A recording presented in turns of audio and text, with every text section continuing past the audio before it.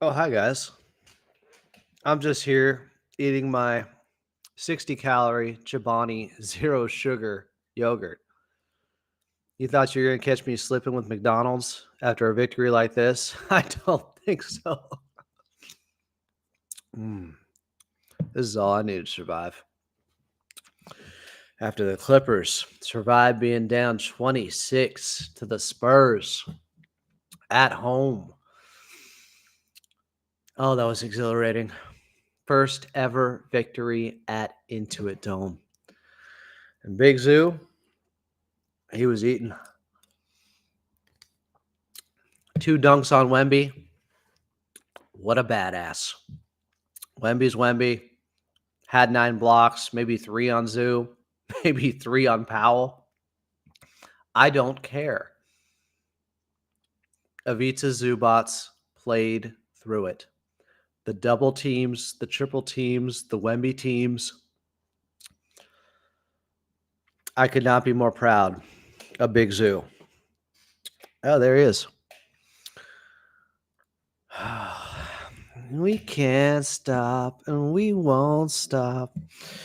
About that life. What's up, MKXLNT? Good to be back with you guys. I missed you. This guy missed some shots earlier, but he came through. I'm telling you, this is the formula.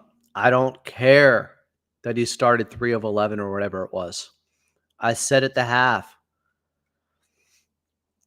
You effed up. I said at the half that Ivica Zubats, this was a great game from him so far. I said that. I tweeted it out. I love the game he had in the first half because he didn't stop working. He continued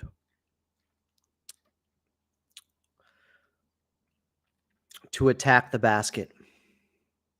He continued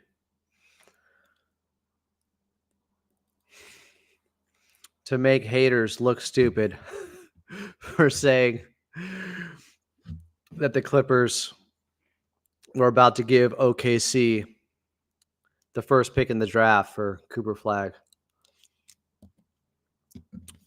Oh, I had the receipts tonight. You know I did. No McDonald's. Going with yogurt, 60 calories. Tastes great. Mixed berries. Trying to live right here. Trying to do it right, like Big Zoo. I could not be more thrilled for Ivica Zubats and, of course, Amir Coffee. Even Tom Van Dyke agreed with me. Of course, he agreed after the result. Here's what I said at the half about Ivica Zubats. Does anybody have the numbers for Big Zoo at the half? Richie Rich is one of the worst people on the YouTube side by far. I mean, the guy is just, he's in the struggle with his analysis. It's some of the worst stuff I've ever heard. So that's a timeout. On a night like tonight, I'm not hearing stuff like that. Do you guys want that? I don't want that. Big Zoo was 4 for 14 in the first half. Here's what I said about his first half at the half. Quote, I was responding to Clips and Dip, who quoted me with the halftime score and the 26-point lead down to 8. Said Zoo has 12 points, but only makes 4 makes. I said, I honestly like this game from Zoo. Struggling, doubled. Wemby has blocked him, but continues to put them up, and Zoo is staying aggressive. This is what they need. Going to him no matter what. It's not an option anymore, or only if he's hot. It's not an option anymore, or only if he's hot. So he started 4 for 14. Big Zoo. The Brim Reaper. Did Brian say that? Did Brian say that for Amir Coffee? I bet he did. Zoo started 4 of 14. He ended 6 of 17 with 2 dunks on Wemby. I'm telling you, this was the game that is going to be big for Big Zoo moving forward. This man right here, it's not always going to be perfect, but he needs to be treated like they can't win without playing through him some, because they can't. This is exactly the type of game I wanted to see, where they didn't shy away from him. And even though he was missing chippies because he was going up against double teams and Victor Wembanyama was blocking him, blocking shots nobody else could, he stayed the bleeping course. Big Zoo did not shrink. He did not curl up into the fetal position. He kept fighting and battling. He's a bad man. I don't want to hear this soft crap. He dunked on Wemby. I love Big Zoo. I love the game he had. This is the prototype. This is what we need. This is going to Big Zoo no matter what. We are going to live and die with this guy at times because you have to. He's the third most important player on this team. His defense is always there, but it's better if you get him involved on offense. They need his production on offense. And they need to treat him like he's 27 and has actually proven plenty in this league. The best is yet to come, but he can't be treated like a rookie every time he has a bad possession or a bad quarter. That doesn't give you the right to go away from Big Zoo. You got to continue to feed him. Let him play through his mistakes. Let him figure it out. You will be rewarded. That's what happened tonight. Amir, amazing. 5 of 6, 21 points, 5 of 6 from 3. No chance in this game without him. Same with Zoo. Even though he started 4 for 14. Even though he was having such a tough night. You can't give up on Zoo. You can't give up on this Clippers team. They're back. I know Halloween's over. Poltergeist 2 is probably a bad sequel. I've never watched it. I just know about that part. But the comeback clips are back. Down 26 at Intuit Dome. Down 41-14. Are you kidding me? 40-14. I couldn't be more proud of Big Zoo, Amir Coffee, Coach Lue. I tried to tell you all about that lineup against OKC that got blitzed in the fourth quarter. They had been doing work on the season. In fact, it's time for me to find the lineup data. I need to know what they did tonight in this ball game because they won them the game. The same lineup that everybody was coming after me with when I said, guys, what do you mean? What are you talking about? You're complaining about Norman Powell or James Harden not being on the court to start the fourth quarter against OKC? What are you casuals? I mean, I didn't say that. What are you casuals talking about? They haven't been starting fourth quarters. And that Clippers backup lineup has been good. It got hit one time, one stint. Isaiah Joe went off. Ivica Zubac was missing some dunks on Chet. You don't give up on the lineup because of that. Guess what lineup won them the game? KPJ, Chris Dunn, Amir Coffee, Nico Batum, and Ivica Zubac. The same one y'all never wanted to see again after what happened on Saturday when they had already won them 2 games. They don't beat Denver without that lineup. They don't win in San Francisco without that lineup. And tonight, They definitely don't win without that lineup. I got some numbers for you. Here's what that lineup did tonight. They had a net rating of 97.4.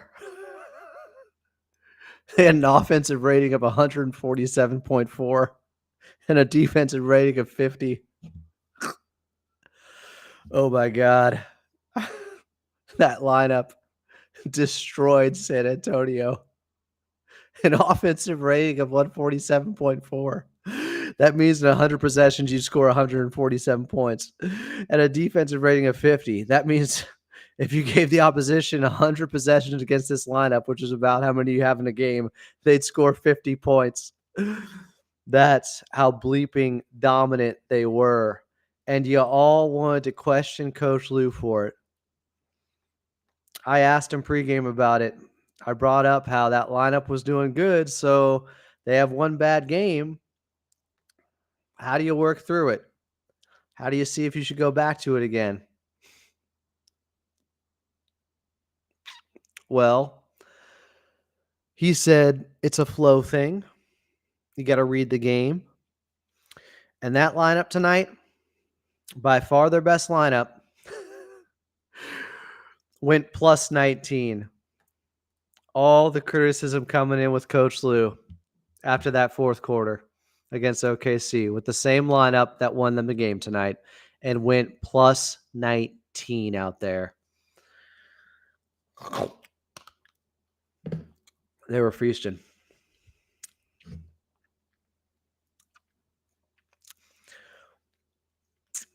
This is why I'm glad we have a head coach that knows the numbers, that knows the analytics, that fired back against the reporter that asked him, hey, why didn't you have Powell or James Harden start the fourth quarter?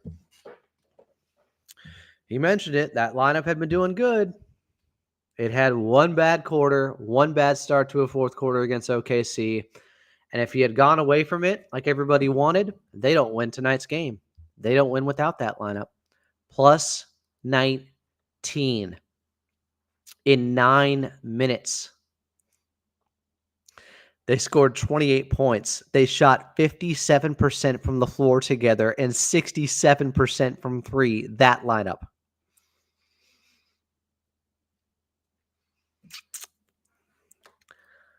Oh. Maybe people should listen to me once in a while. Look, I'm not always right, but when I am, you're probably going to hear about it.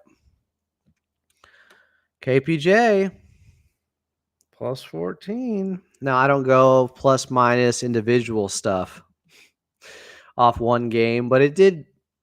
I don't know if he was plus 14 good, but he was good. He was out there. He was contributing. He was looking for guys more. 7 assists, led them in that area. I think there's more to see from him. We're going to have to learn more. But I'm telling you, that lineup you guys wanted to give up on won them the damn game. Maybe you should give Coach Lue some love once in a while. Julio Machudo, our friend from Italy, said 9 a.m. here. I don't know about you, but coffee's turning into a Carmelo lookalike with the braids, the armband, hitting these threes. LOL, dude deserves a spot in the starting five. What's your take on it, Adam? I mean, he started a lot of games last season when Kawhi went down at the very end of the season. Guess who started? Amir Coffee. I'm always comfortable with Amir Coffee in the starting lineup, coming off the bench. He's very flexible. He thrives in many different roles. And by the way, I'm shutting this thing off in 45 minutes around 1 o'clock. I can't go forever. I got to get up because tomorrow morning I'm on with BJ on the Pull Up podcast at 9 a.m. That should be a fun one after a game like this. He just came on with me, so a bit of a home and home. Norman Powell was knocking down his threes. Hey, I'm always appreciating Norman Powell. He had 23 points. He's been averaging 25. I I'm not going to say it's routine or expected from him, but Norman Powell did his thing. 5 of 8 from 3. Man, some big ones on the left wing. The one to put them up after they hadn't had a lead since the first quarter, very, very early in the first quarter, before they got down by 26 in the first quarter. Norman Powell showed up in a huge way for this team. In fact, let's go over what Norman Powell had in just the third and fourth quarters. So at the half, he's at 7. He has 7 points in the third quarter alone and knocks down, let's see, 2 more big threes in the fourth, where he has another 7 points. Yeah, he had 14 entering the fourth. He ended with 23. The deadly sevens. That used to be a tough workout where you'd like go like halfway all the way up on a bicep flex and then a little bit further. We call them like the deadly sevens or something stupid like that in high school. Norman Powell was consistently great in the second half. Also hit a big 3 at the end of the second quarter, I believe, that brought it to within 8 after trailing by 26. Was that Amir Coffee? No, I think it was Norman Powell. Amir had one at the end of the third quarter. James Harden had one at the end of the second, and Norman Powell before that had one. Big, big shots. Momentum shots going into the half. But San Antonio took it back up to the lead by 14 in the third. They were up 69 to 55, and then Norman Powell has a big 3. I forget how you pronounce it. Champagne was really good for the San Antonio Spurs and went for a season high. How many 3-pointers did he make? He was a problem. But yeah, timely shots from Norman Powell. But those back-to-back threes to end the third quarter by Amir, so clutch. First one off as an assist from Ivica Zubac, who all of a sudden got comfortable. Whenever the double came, Zoo started to make him pay. He had a wraparound pass to KPJ on a slot cut for an easy basket. And then he had, when the double came, he found Amir Coffee, I think, on the right wing for that 3 late in the third quarter. You guys want to make this always about who's starting. Like, that's what's important instead of who's finishing. I think it's a cash take to always talk about who should be starting, honestly. I think it's played out. I think Will Updike put it best. Like, look at the minute distribution. Just because he was starting, once other guys started playing better, they got more minutes than him. And Mann got off to a quick start. He was about the only one. Howard Mars said, you know how bad we are with turnovers with PG and with Kawhi sitting in the bench? Amir calms me down. He is good from 3, can penetrate, and if trapped, he can pull up, and that mid-range is money. Unless Wemby is there and blocks it, which did happen. But I agree, that little funky turnaround fadeaway, it's been going for him for a while. Stewart said, what a comeback. Amir's last couple of games weren't great. Tonight was. He exploded. Howard Mars said, Amir with the unlimited refill tonight. I don't know about you, but here is how I look on Amir. Every time he touches the ball, and this is 2-3 years back, he gives me this calming feeling like Kawhi does. That is high praise. I don't know about that, but Ross said Porter, Dunn, and Coffee also rebounded to keep the Spurs from getting multiple shots. Good point. Let's check out some of these rebounding numbers where the Clippers have been much better on the boards than I would have thought coming into this season. Better than I did. It's late.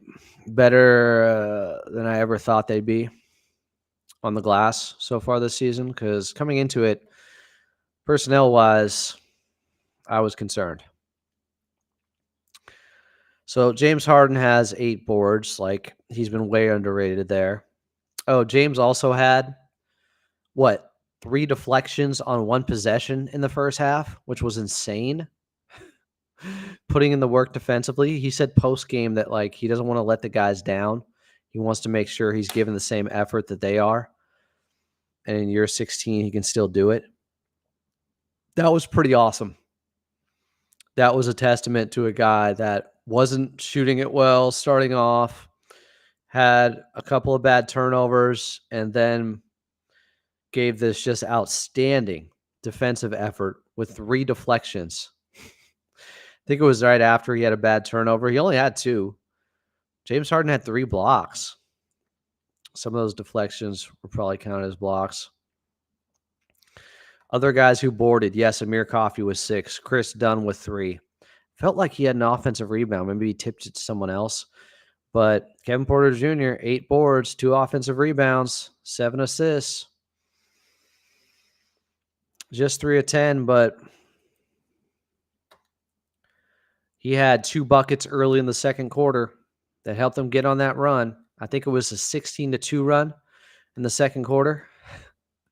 Someone gets me. Clipper Spencer said, I got one more in me with the Vince Carter thing. The meme. That's exactly what I was referring to with the post on Twitter for this Clipper Stock After Dark, where I said, I think I got one more in me. Julio Machito says, Coffey is 2 inches taller than T-Man and has quicker lateral movements on defense. More than anyone on the team. Mentally is stronger, less emotional than Mann. The only downside is his shorter wingspan. Guys, before we get too much of a prisoner of the moment stuff, I just want to remind you, Terrence Mann shot 44% from 3 the last 50 games last season and shot 45% in the series against Dallas when Amir Coffey was really struggling, and Mann's defense was also much better in that series. Just a reminder before everybody goes crazy. I always go big picture approach. Like, I didn't freak out when they won 2 games straight over the weekend in Denver and Golden State. What was the first thing I said? I'm concerned. Harden looks gassed. And we're 3 games in. I don't look at things this way, where Amir Coffey has a crazy game and I forget that the last 2 games from him were pretty underwhelming. I don't live like that. I'm sorry. Prisoner of the moment stuff, count me out. I've seen too much. Like, the last 2 games, 4 points, 7 points. Played 10 minutes, played 20 minutes. I mean, they were pretty underwhelming. They weren't that impactful. I'm old enough to remember people saying Jordan Miller should be starting over Amir Coffey or playing over Amir Coffey. So, I got to tell you, when you say you want him in for Terrence Mann, I'm going to remind you, Terrence Mann was the much better player against Dallas. Primary defender on Luka, held him to 38% shooting. Amir Coffey really struggled in that series in multiple ways. It was 6 games, but he only shot 31% from the field and 27% from 3. I mean, and he was starting and they needed him. And eventually, that's why PJ Tucker, I believe, got the start in game 6 over Amir Coffey. They were looking for anything because he was not playing well. So before you're sure that he should be playing over Terrence Mann, let's look at everything. Maybe the body of work. That Coffey should be in the rotation. Doesn't necessarily mean he has to start. Yeah, like, Mann's still gonna. Everybody gets caught up in it's been 7 games and Terrence Mann isn't shooting it well, even though he's hit threes the last 2 now. I'm not. Amir Coffey shot 38% from 3 overall last season. It was better than Terrence Mann's shot because he was so bad the first 21 games where he shot 24% from three. But then the last 50 games, Terrence Mann was at 50%. Excuse me, 44% from three the last 50 games. Jay is saying Jay likes stuff. Like, all this coffee's taller. Like, guys, I got a memory on me, and Terrence Mann was the way better player in that playoff series against Dallas than Amir Coffee, who was starting, and then by the end of it was getting benched for PJ Tucker. Did you hear me? Benched for PJ Tucker. Great game tonight. Amir Coffee is going to have games like this. Let's also slow down, take a deep breath, and not overreact to every game. The front office encourages Coffee to take shots. First of all, the coaching staff does. I don't know what Axie is talking about. Yes, PJ Tucker got the start over Amir Coffee in a must-win game because that's how bad Amir was in that series against Dallas. And this is the guy you guys are all definitive about and confident about that should be starting over Terrence Mann, who was way better than Amir Coffee in that series. He was their third best player. It went Harden, Zubac, Mann in that series against Dallas, then Paul George.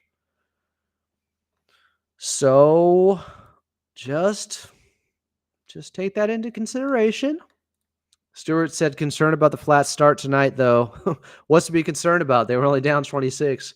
That's Portland and San Antonio. And they started flat. Hope we don't need to feel like the underdog to start with energy. I hope so, too. I hope this isn't a habit of they only can kick into gear once they're down big. But my goodness, it's good to know that gear is still there. Is it not? That they can still get to that spot where they find themselves when they're down big. I listened to Coach Lue post-game, Ivica Zubac's post-game as well, and James Harden. I want to talk about some of that. So there were two things that Coach Lue did that were also genius. I'll go back to some of the losses, like when he called a timeout when the lead got down to 17 after it was at 21 against Phoenix in the first minute and a half of the third quarter. He said, enough. I've seen enough. They're going on a run. I'm trying to stop it. That was a great move. Then the move against OKC, start of the third quarter, 25 seconds in, he calls his timeout. Saw one bad possession on both sides, offensively and defensively from his group. Timeout. Sense of urgency. Then tonight, put in the group that everybody scrutinized, the five-man lineup that everybody said should never play again. They should always have Norm or James Harden on the floor. Well, that five-man lineup won them the game. They were plus 19 in 9 minutes and shot 57% from the floor and 66% from three. Won them the game. Straight up. Kevin Porter Jr., Amir Coffee, Chris Dunn, Nico Batum, Ivica Zubac. Norm had his moments. Came back in the fourth. Then James Harden came in. But something Coach Lue did was he was about to bring Norm back in the second when that lineup was going on the run.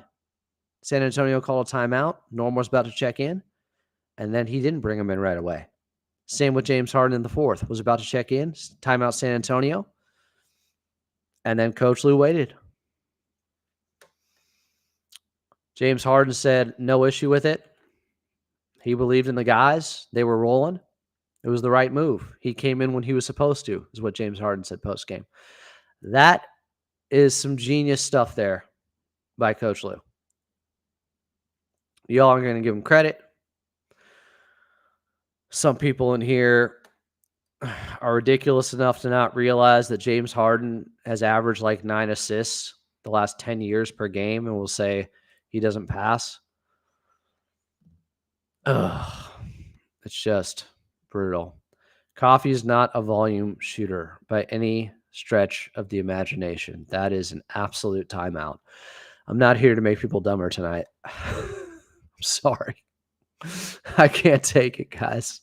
Sam Sanatorium has been on a legendary streak right now with just saying some ridiculous stuff. He wants James Harden coming off the bench. Like, my God. Can we talk about the positives, please, before somebody comes in and just tries to make my brain explode with some of this stuff? I love you, man, but Coffee's not a volume shooter. He's somebody that in his career, you want to know how many shots he gets up? Do you want to know? Amir Coffee. So he's averaging 4 attempts per game this season, 5 last season, 3 the season before that, 7 the season before that, no Kawhi all year, 31 games with Paul George. Like, volume shooter, he averages 4.5 shots taken per game.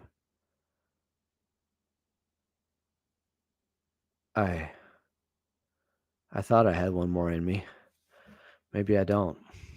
I don't know what. No, it's not second unit redemption. Honestly, they didn't need any redemption. They had one bad stint against OKC. They won them both games, all 3 games that the Clippers have won. That second unit with Zubats, that 5-man lineup, has been a huge reason why they won all 3 games. And you all want to go against it because of one stint at the start of a fourth quarter in one game when they already were good in the second quarter of that game. And you think that Coach Lue should have known not to play them again when they were already good earlier in the game against the same group from OKC. Like,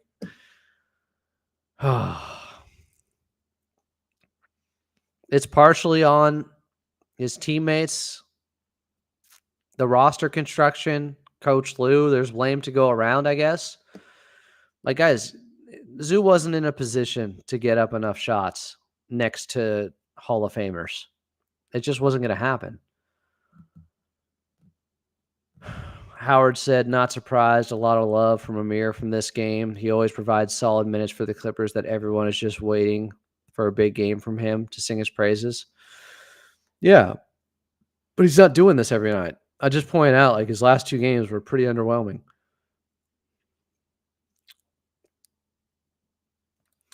Howard Marr wants a big game from Bones. Stay ready, young fellow. Sure will happen at some point.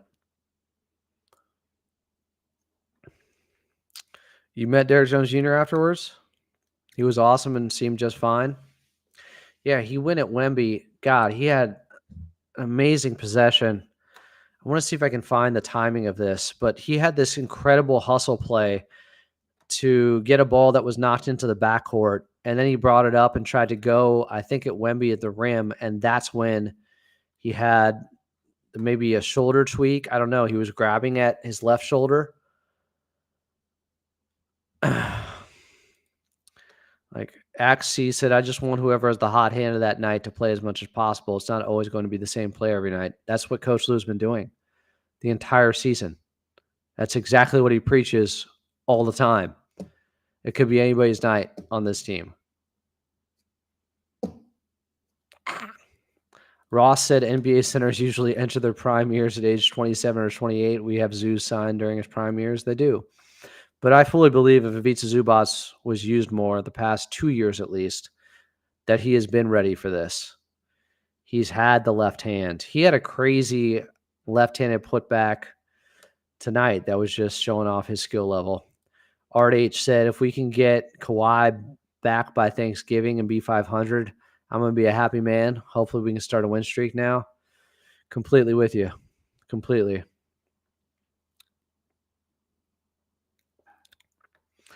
Yeah, there is something to Derrick Jones Jr. Like, he puts out this incredible crash test dummy, like, physical toll on his body, and then doesn't miss games. Knock on wood. He plays so hard, guys. He is more than worth. What is he getting? 10 million a year now? Edmondo said, thank you for staying on so late for me again. Another game, another safe drive home. Thank you, brother. Always get home safe, my friend Edmondo. I'm just glad I got home in a half an hour and I wasn't stuck in traffic. The only thing I got working against me now is this effing. I'm sorry. I hate my webcam. Why is it doing this? Why is it so slow? Is it the internet? Is it the webcam? I don't know. But it didn't used to have so much lag. I'm offended by it. I'm sorry. Almost dropped a late night F-bomb. I'm sure some San Antonio Spurs might drop some. So, Ivica Zubac was asked about if you thought about some of those comebacks that you've had before. And he said it's a new team. You can't really do that. But he also said later that this is the Clippers way. Fight back and be dramatic. So I pointed out a lot of the guys that were part of those big 20-point comebacks in the past are no longer on the team.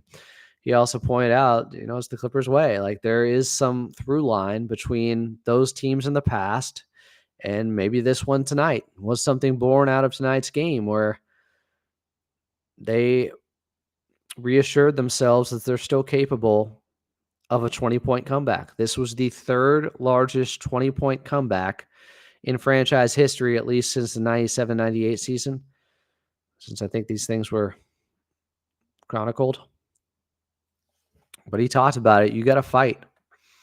And then he was asked about if winning one at Intuit Dome would take some of the weight off them. He said, yeah, a little bit. You can kind of breathe now. Big Zoo said that.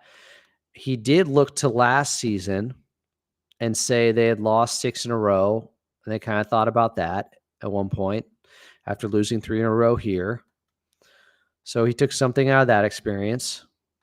He said the PG game coming up on Wednesday, it's going to be fun. He gave him credit for being a great teammate and everything. Now, James Harden post-game. Apparently, Steve Ballmer pregame came into the locker room and joked about if Intuit Dome was cursed. And said something to the effect, at least according to James Harden, like, does he have to demolish this place and build a new one because it's cursed? And James Harden made a joke like, it tells you how much money he has. He just tear it down and make a new one. So I don't know if he was making the joke or if Steve Ballmer said that, but he at least cracked a joke about whether or not Intuit Dome was cursed. So some of the stuff you guys have been saying, apparently Steve Ballmer said it, which is pretty funny. So self-awareness, the down-to-earth owner that is Steve Ballmer. James Harden pointed out how guys were taking shots more willingly, like Amir Coffee, and pointed out how, teams were closing out short on their shooters and guys were turning down those shots. You can't do that. Good leadership from James there, pointing that out to his teammates. And he also said, again, he checked in when he was supposed to in the fourth quarter. He was about to come in earlier, and Coach Lue pulled him back. Said, no, this is working. And James Harden was all about it. No issue. As for what he's looking forward to most, with Paul George coming back on Wednesday, he said something to the effect of looking forward to getting a win. Not that he's like predicting getting a win, but trying to win. That's all he cared about. Now, this is interesting because I think from some of the stuff that Paul George said on the podcast with playing basketball the right way, I think he may have been alluding to James Harden and his ball pounding, ball control style and how maybe Paul George didn't like being third fiddle at times. I think that could be a real issue. So there could be more on the line Wednesday against Paul George between those two players and maybe an individual battle. I'm not trying to hype anything up, but I got a memory. And some of the stuff Paul George has said since he left has kind of made me think, is he talking about James? Felt like that. If you go back and watch some of the podcast P stuff right after the season, saying he just wants to play the right brand of basketball, not so much about chasing a championship. You remember that stuff? I don't know. What was he talking about there? I don't think it's a reach to come to the conclusion that it might be James. All right, we'll get back to your comments here. Difference tonight. Edmondo said this. The difference tonight, they continue to feed Zoo when both Harden and Mann were out. KPJ did well to trust Zoo, and it opened up space for himself to operate. True. Jay said Google, okay, the fall mix with Derek Jones Jr. Man, he plays hard. Julio said, your speech is impeccable, Adam, about the series with Dallas, but we need to take into account the many variables like matchups and player development.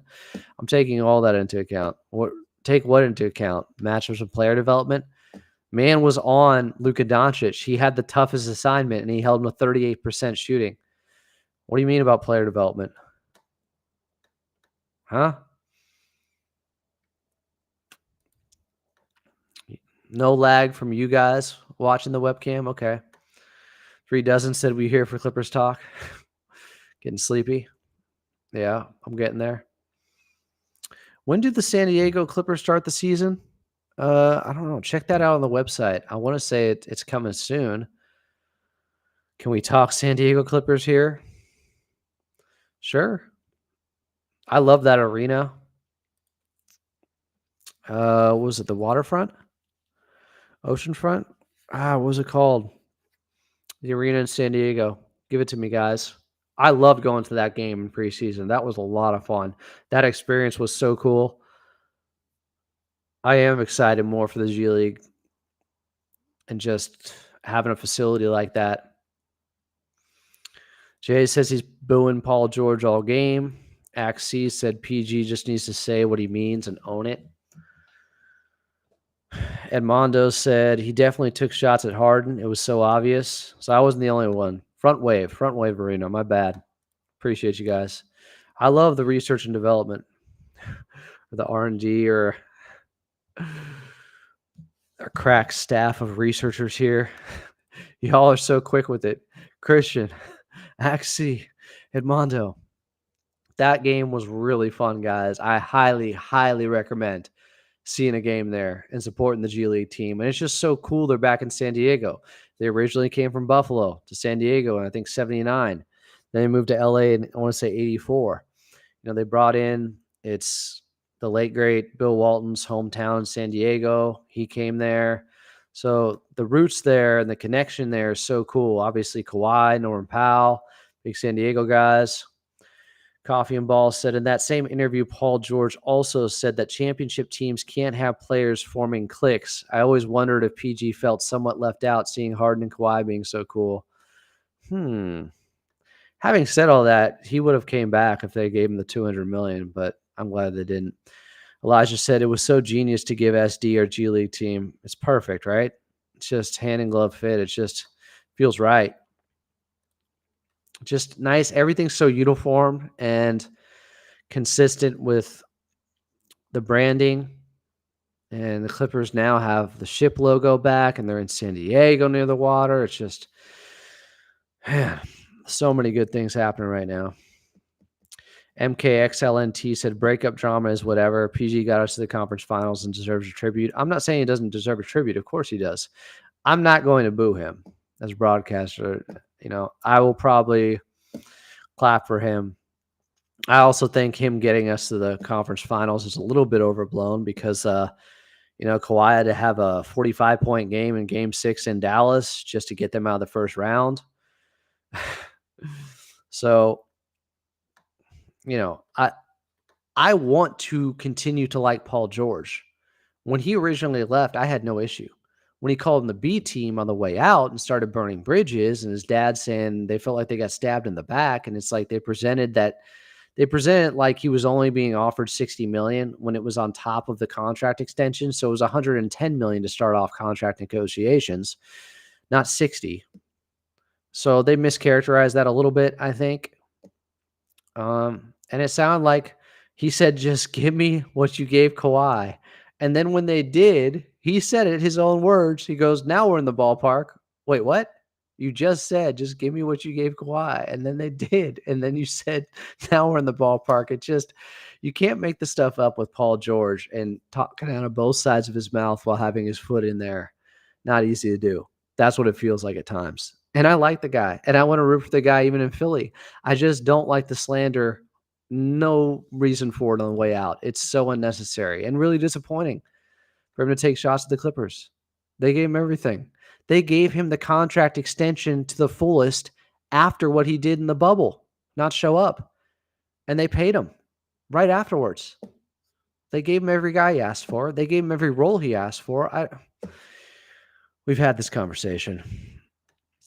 I'm probably going to clap during his tribute and, yeah, try to think of the good times. And I'm sure there'll be some great highlights from him as a Clipper. Like, I don't want to think of this stuff. He's making us think of all the bad stuff because for whatever reason, he's just hurting his own legacy with the Clippers the more he has talked about the situation and the way he's framed it on the way out. I just don't like it.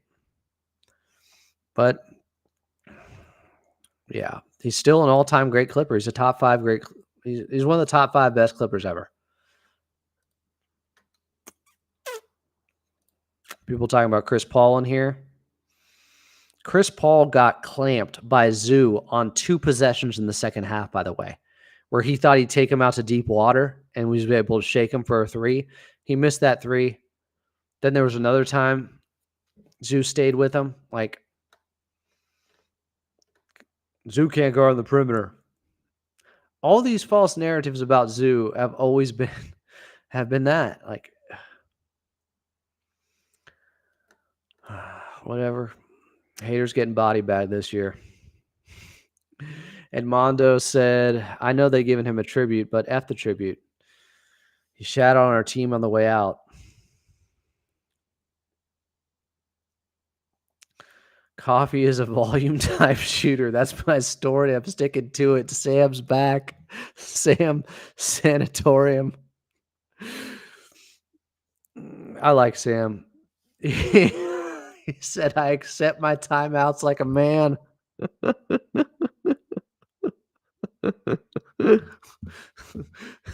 I like Sam. I don't care if he says some wild stuff. I like Sam.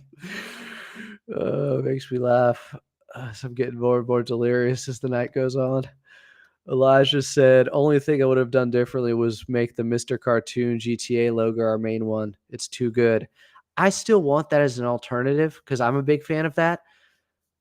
But I like the new logo more and more, and the jerseys are perfect, and the red is back, and there's not a complaint at all there. The alternate LA logo, the Compass C1 alternate that I wear all the time, I can't get enough of it. The branding, guys, the rebranding has been incredible. It is really hard I always talk about this with doing shows and stuff. I can't please everyone.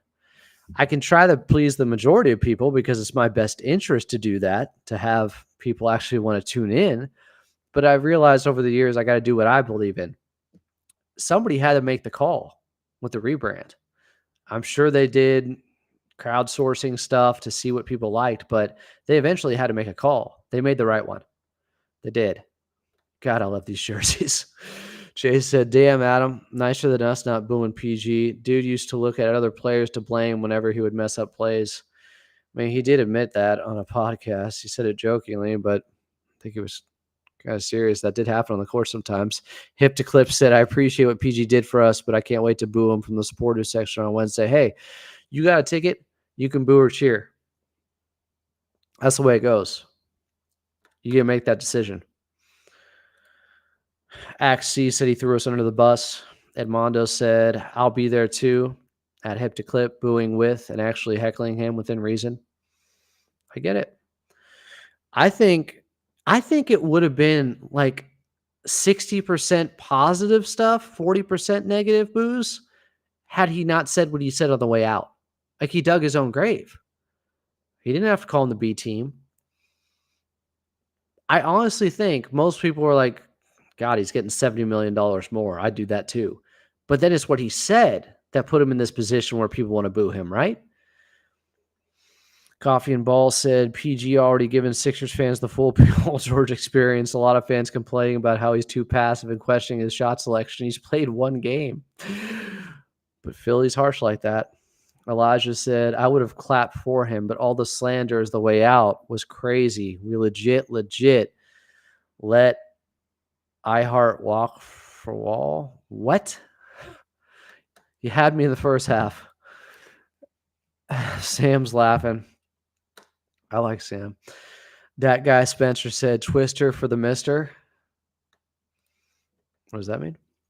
Jay said, most of Zoo hate, I think, comes from fans who only watched him the season he had broken hands and couldn't catch passes. I've literally been saying this for years. They stereotype him off that one season because he wasn't catching passes.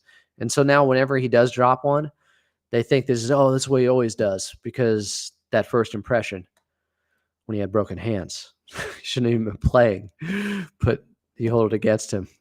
That guy Spencer said a skunk sat on a stump and thunked the stump stunk, but the stump thunked the skunk stunk.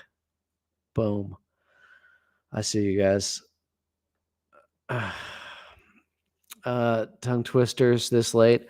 Edmondo said CP3 going to be swapped for PJ for our Cinderella run. I don't know. Axie said Jeff Van Gundy is great for our team. Love him as our assistant coach. Yeah, me too, man. Hashtag JVG for MVP. Legend said Harden bigger than PG's career ever will be. Elijah said, is it too crazy to yell Seth Curry when he's shooting free throws? What does that mean exactly? Is that the type of thing you're saying when LeBron initially came back to Cleveland, people were yelling, Scottie Pippen, his first game back with the Heatles to Cleveland. Scottie Pippen. You're saying Paul George just wanted to be Seth Curry out there? Because that's funny and very harsh. Jay said, yes, PG hate is 99% the trash talking on the way out. And I think that's fair. Like, should be offended. First of all, we know the Clippers are the secondary team in the city. They're competing with the Lakers, one of the most storied franchises ever. Every team in the NBA outside of maybe Boston, if they were located next to the Lakers because of their history, would also be the B team, not just the Clippers. Edmondo said, yes, sir. If you didn't say anything, I would have been in the get your money PG boat. Shaking my head. Jay said, as a Clippers employee, are you able to show up at practices whenever you want? And can you do some Clippers talk and clips and dip from practice? I could go to practices. I haven't gone to the ones into a dome yet, just because usually it's, a lot of game day practices. And then I would have a bunch of time off, go back. I'm in Burbank, then come back for the game. But I try to pull whatever practice footage we get from like Law Murray or Carlo will text me something, give me a heads up maybe on a quote that's coming out a little bit from practice. So I just try to, I got my tentacles out there. All right, guys, I got 9 minutes left.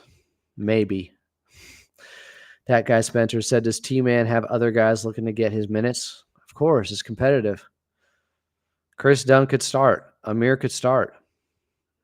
I like Chris Dunn in the starting lineup, and I said that this summer because it gives me vibes of Pat Bev starting next to Harden in Houston. I'm a big Chris Dunn guy. If you didn't know, that was my new favorite Clipper because Pat Bev was one of my favorite Clippers.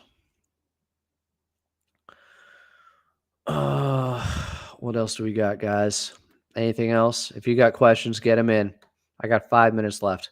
If you got something to say and you want it up there, get it in. If Sam is wild in sanatorium, get it in now or forever hold your peace. Who was the guy, the OKC guy that got blocked last night? That was pretty funny. I told him any last words before I hit the block. Oh, we had a good time. That guy Spencer said, Susie works in a shoe shine shop. Where she shines, she sits, and where she sits, she shines. Pretty good. Slate. Sister Susie sat on the seashore sewing shirts for sailors. Toy boat, toy boat, toy boat. Favorite dinosaur? It was always a Triceratops, which was also my favorite Dinobot with the Transformers, the Triceratops guy. Slag or Sludge, I forget. It wasn't Grimlock, although I loved Grimlock.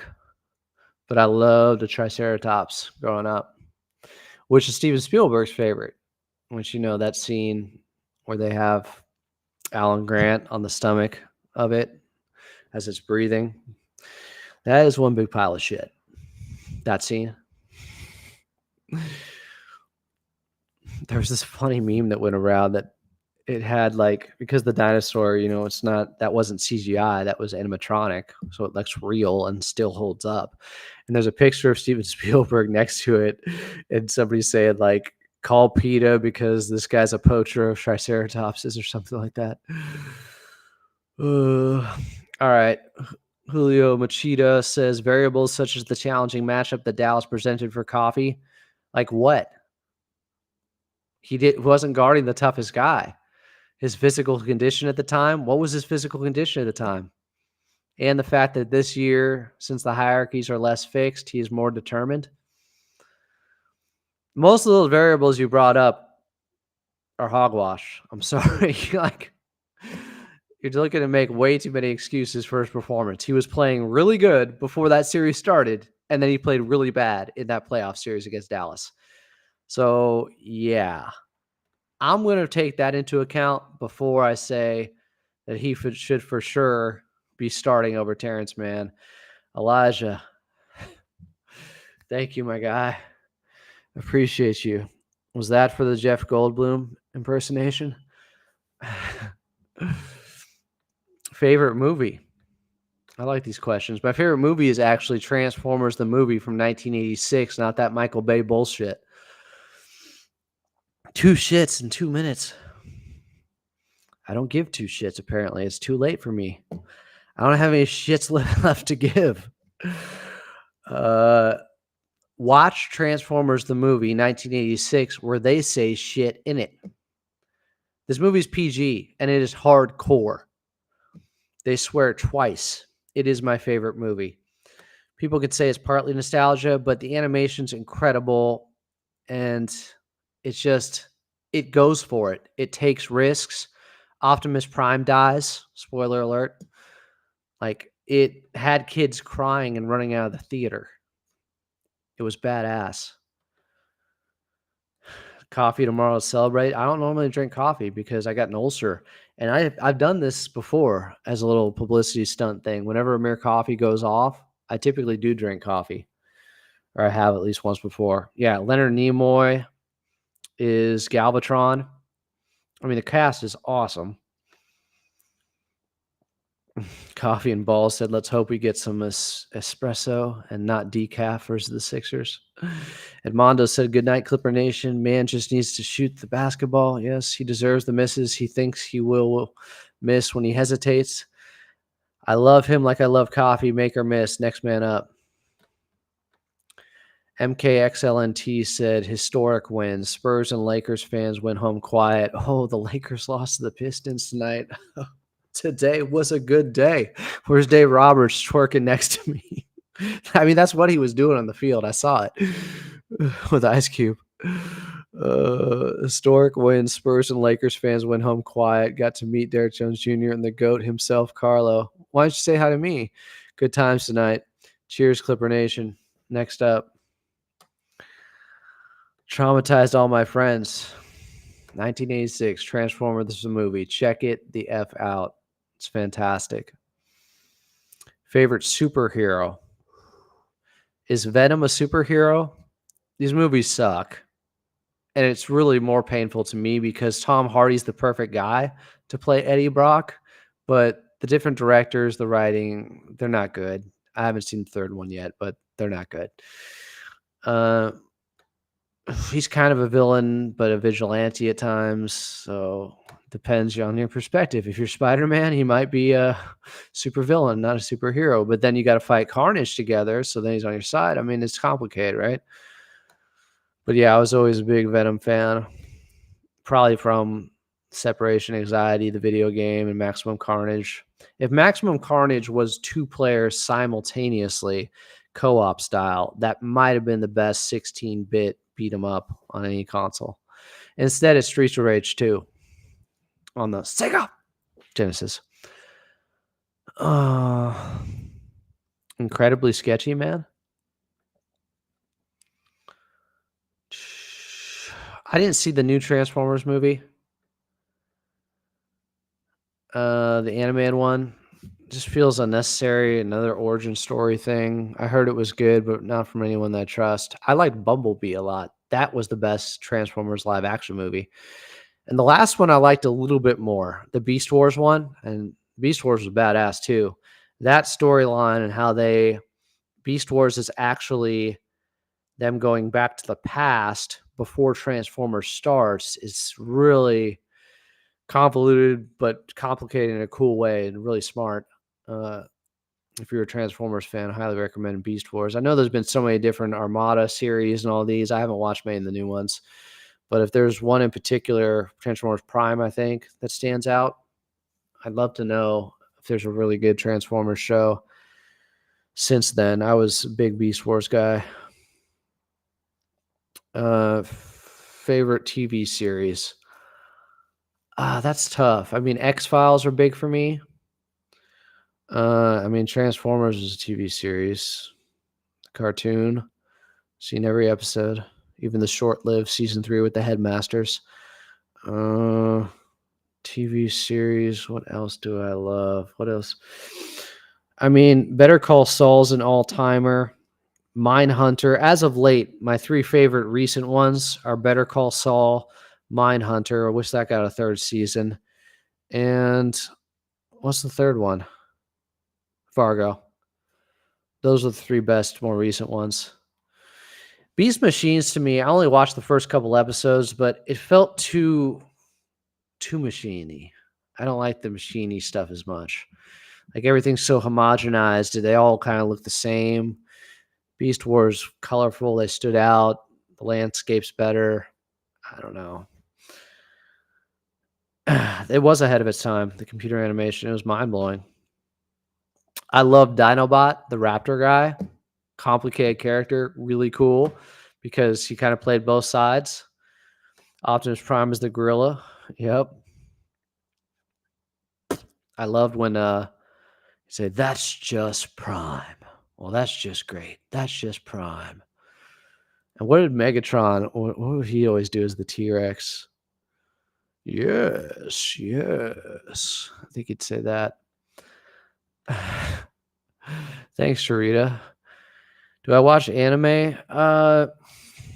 Yeah, I mean, I've seen Akira, Ghost in the Shell. I haven't gotten into watching all 500 episodes or whatever of Naruto. Some of my buddies were into that. So like here and there, sparsely, Ninja Scroll, stuff like that. Oh, we got somebody going against the grain. MKX, LNT, GoBots all day. How many seasons do they get? Where's their movie?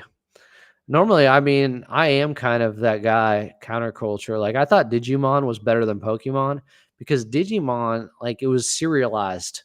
Pokemon felt like too often it was the same repetitive storyline every episode where, like, Team Rocket's whatever plan would get foiled. But maybe Digimon was, like, you know, a real story arc going along. I don't know if I'm right about that. That's a quote from Dinobot. Keep your friends close and your enemies closer. That's my best Dinobot voice. The episode where I think he dies is really hardcore. Great series, Beast Wars. I don't know if you'll bring it up.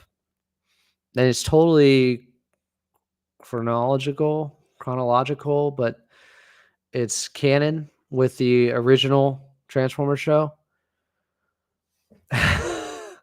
MKXLNT was trolling. GoBots suck. What's that true? That's true. Okay, you guys, I see what you're doing here. I know what you're doing. You got me past 1 o'clock by bringing up some interesting questions that weren't even Clippers related. And now I got to go.